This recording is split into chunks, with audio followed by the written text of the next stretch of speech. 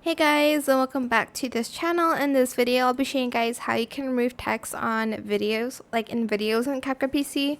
I know the text is really weird and it doesn't match with the video, but it's fine.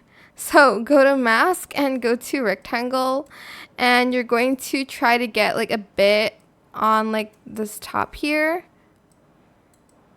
And you're going to go to basic and you're just going to bring it down. I know this line will annoy a lot of people, but maybe take it from someplace else and just make it a little bit bigger than the like text here, and you're just going to feather it out a little bit. I know it's not like the perfect match, but it kind of covers it up a little bit like that. But that is it. It's that simple. I hope this tutorial is helpful for you guys. Don't forget to like, comment, share, and also subscribe to this channel if you haven't done that already. If you have any more questions about this video, just leave it in the comment section down below. I'll try my best to answer them all for you guys. And if you found this video helpful, please click the thanks button as well.